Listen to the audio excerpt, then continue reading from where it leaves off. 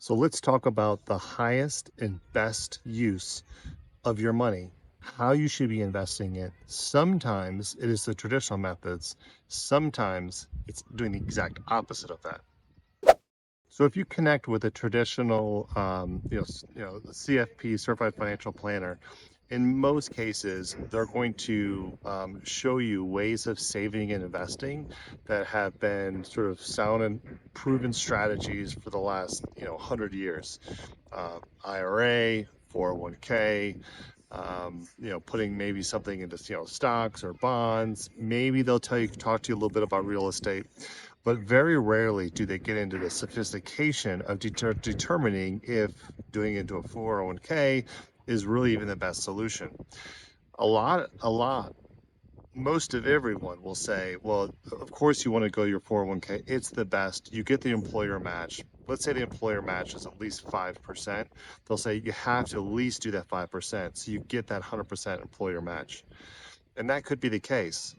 But what if you could get 100% cash on cash return? So let's just call it like 100% match on your money. And in addition to that, saves 25, 35% off your other income in the way of taxes. Over the past 5 years, there's been something called bonus depreciation.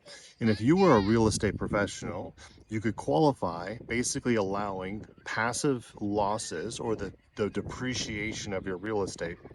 For just simplicity, let's just call that $30,000 or $40,000 of property to offset your W-2 income. Meaning, if I had a property, and let's say, I put 100 grand into it, I could take 30,000 off my income. If I made $60,000 a year, instead of paying taxes on $60,000 a year, the 30,000 depreciation could actually be offset the W-2 income. 60 minus 30, so I'd only have another, and that 30,000 would only be taxed. That's obviously a tremendous amount of savings. But let's say I did that a couple of times. So let's say I had two properties and I got 30,000 in that depreciation of both properties. I could essentially completely eliminate my W-2 income and pay zero taxes, saving me essentially whatever your tax bracket would be. Let's just for simplicity say it's 20% on that 60,000. So if I took money and let's say I put my money into a 401k, yep, I get 100% match and I feel pretty good about that. Maybe I get a nice solid 8% return from that money. But if I took that money, instead of putting into a solo 401k, what if I invest into real estate? The money that I'm putting into that real estate, I'm going to get a cash on cash return for that as well. That would be the lease money that's coming in, or the rent money that's coming in, subtracting the mortgage. For most investors, you have to make at least 8 to 10% cash on cash return, very similar to like an S&P index fund. However, if you put things into like maybe a short-term rental like we do, there's possibilities that you can get 100% cash on cash, not necessarily the first year, but every year.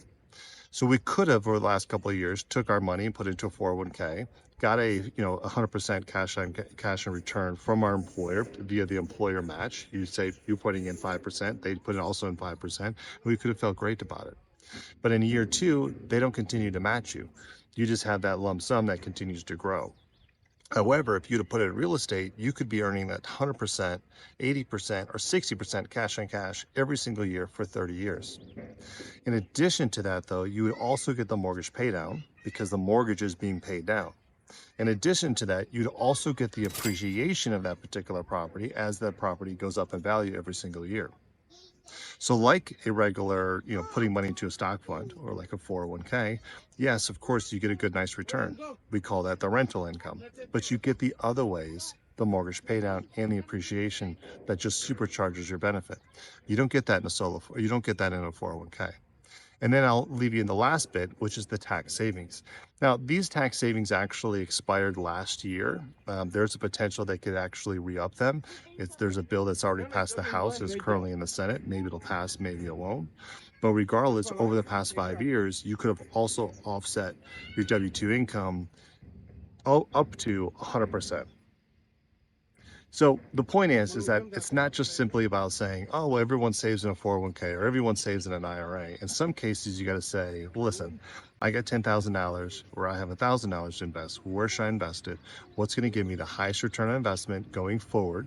We project out for at least 10 years. What's going to give me the best tax advantages overall what is the highest and best use of those funds?